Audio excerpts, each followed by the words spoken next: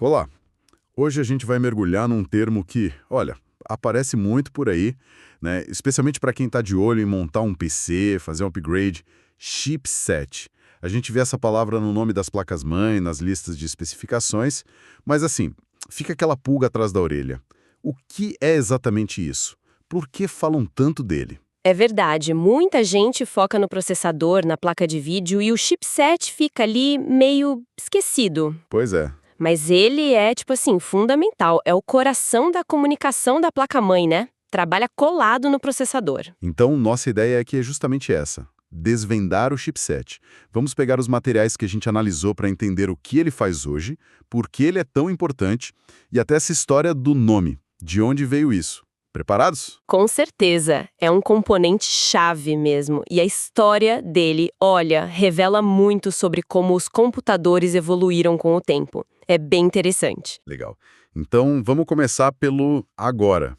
O que é o chipset hoje em dia, de forma assim, mais direta? Bom, os materiais mostram que ele é basicamente um chip, né, um circuito integrado lá na placa-mãe. A função principal dele hoje é fazer a comunicação entre o processador e a maioria dos outros componentes. Ah, tipo um gerente de tráfego? Exato! Pensa nas portas USB que a gente usa para tudo, Sim. nas portas SATA para conectar HD, SSD, a rede cabeada, o áudio da placa, tudo isso ou quase tudo passa por ele. Ele organiza essa conversa toda. Entendi. Quer dizer, ele é a ponte para conectar um monte de coisa no processador. Isso. E justamente por ser essa ponte, o chipset acaba ditando muitas características da placa-mãe, tipo quantos periféricos você pode ligar, quais tecnologias ela suporta. Ah, como naquele exemplo dos materiais, né? Comparando chipsets da mesma família. E o Z690 da Intel. Mesma geração, compatíveis com os mesmos processadores cores de 12ª e 13ª geração, mas são mundos diferentes. Como assim? O H610 é de entrada, básico. Ele pode limitar a placa a ter, sei lá, 4 portas SATA. Já o Z690, que é topo de linha, Ah, esse permute bem mais, né? sim, pode ter 8 portas SATA ou até mais. Fora mais linhas PCIe para outras coisas, mais portas USB rápidas, suporte ao overclock, que o H610 não tem. Faz sentido. Então o chipset define a categoria da placa, basicamente. Uma H610 para uso mais simples, Z690 para quem quer tudo, gamer, profissional. Isso. E o preço acompanha, claro. O chipset é um fator bem importante no custo final da placa-mãe. Entendi.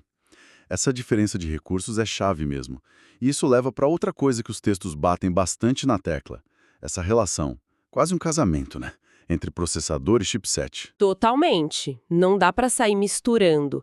Eles são projetados juntos, em dupla. Um processador Intel Core, sei lá, de 14ª geração, vai precisar de um chipset da série 700, tipo B76, Z790. Não adianta tentar colocar numa placa com o chipset série 600. Não vai rolar. Mesmo que o encaixe físico socket seja o mesmo, o que às vezes acontece, eletricamente e no software da placa, na BIOS UEFI, não tem compatibilidade. Simplesmente não funciona. É um parzinho bem específico mesmo. E essa coisa de compatibilidade entre gerações funciona como? Às vezes um chipset serve para mais de uma geração de CPU? Tem umas regrinhas sim. A Intel geralmente faz um chipset suportar a geração de CPU lançada com ele e, frequentemente, a próxima. Talvez precise atualizar a BIOS da placa, mas cobre umas 2 gerações via de regra. Certo. Já a AMD teve fases mais generosas. A plataforma M4, com os chipsets série 300, 400, 500, nossa, suportou muitos Ryzens, né? Várias gerações. Mas isso foi meio que uma exceção. Entendi. O ponto principal, que as fontes reforçam, é o chipset é o fator que define quais processadores sua placa-mãe vai aceitar. É uma das primeiras coisas a se olhar na hora de escolher. Faz todo sentido. Escolheu o chipset e você já delimitou o universo de CPUs possíveis ali. Mas espera aí. Você disse que o chipset conecta ao processador a maioria dos outros componentes. Quer dizer que tem coisa que não passa por ele? Exato. E isso é super importante para entender o desempenho hoje em dia. Componentes que precisam de velocidade máxima e resposta imediata, tipo latência baixíssima. Esses têm um caminho direto para a CPU. Ah, tipo o quê? A memória RAM, bingo. A memória RAM é o exemplo clássico. Antigamente, o controlador de memória ficava num chip separado, ou até na ponte norte, que a gente já vai falar. Certo. Mas hoje, ele está dentro do próprio processador. A comunicação CPU-RAM é direta, sem intermediários. Ah, interessante. E imagino que a placa de vídeo principal também siga essa lógica, né? Para ter o máximo de performance gráfica. Corretíssimo. O slot principal para a placa de vídeo, aquele PCI X16 grandão, geralmente o mais perto da CPU, ele também fala direto com o processador. É uma via expressa para garantir que não falte largura de banda para os jogos e aplicações pesadas. E tem mais coisa nessa via expressa hoje em dia. Tem sim. Uma coisa que mudou muito foram os SSDs NVMe, aqueles super rápidos que parecem um chicletinho, sabe? Sei, os M2. Isso. Muitos deles, especialmente os mais rápidos, usam linhas PCIe que também vêm direto da CPU. De novo, a ideia é cortar caminho para ter mais velocidade.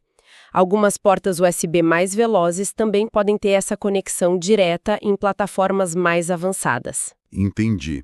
A lógica é tirar o intermediário, o chipset, para tudo que for crítico em velocidade. E essa evolução toda, essa busca por velocidade, integração, me leva para a história do nome chipset. Os materiais que a gente viu contam que a origem é bem diferente do que é hoje, né? Totalmente. A história é muito legal porque mostra essa evolução na prática. Para entender, a gente tem que voltar lá atrás para os primeiros computadores pessoais, que o pessoal mais velho chamava de micro, lembra? Lembro. Senta que lá vem história, então. Naquela época, sei lá, anos 80, comecinho dos 90. Isso. Se você abrisse o PC daquela época, a placa-mãe era, nossa, completamente diferente. Não era essa placa mais limpa de hoje.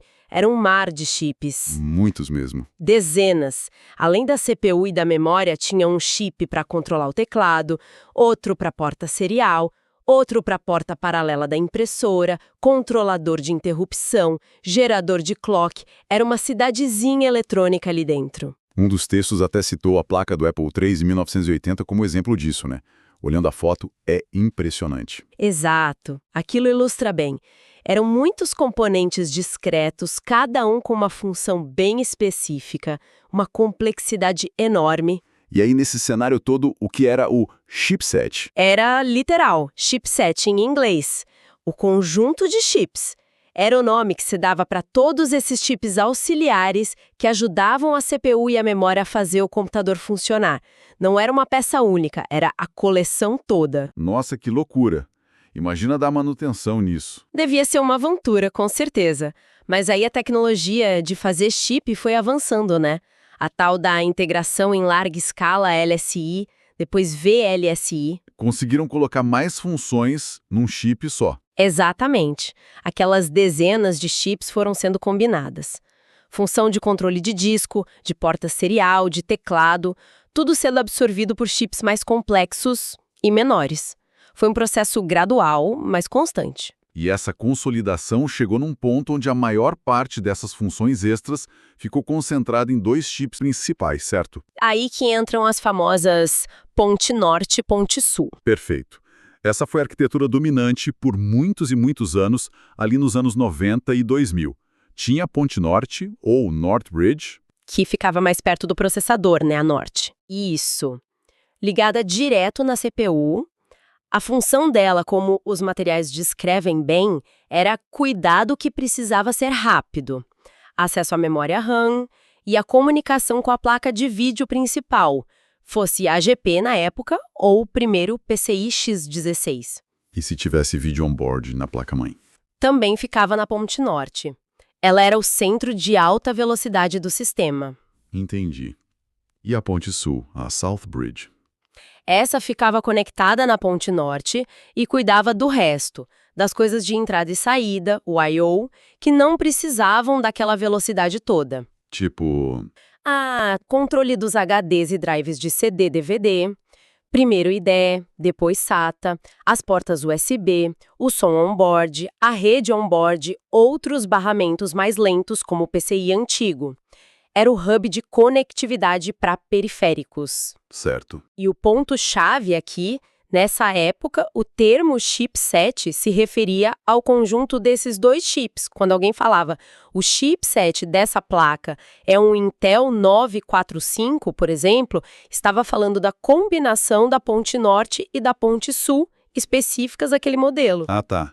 Ainda era um conjunto mesmo sendo só dois principais. Faz sentido. Mas aí, a história deu mais uma virada, né? A ponte norte meio que sumiu. Foi o que aconteceu. A busca por mais desempenho não parou e perceberam que as funções mais críticas da ponte norte, aquelas super sensíveis à velocidade, o controlador de memória e a interface gráfica principal, seriam ainda mais rápidas se estivessem Dentro do processador, exatamente. Moveram essas funções para dentro da própria CPU. Foi uma mudança gigante na arquitetura que aconteceu ali no final dos anos 2000, começo dos 2010, tanto na Intel quanto na AMD. e o que aconteceu com a placa-mãe? Ficou um vazio ali. Não exatamente um vazio, mas sobrou só a antiga ponte sul, fazendo o trabalho de I/O que ela já fazia.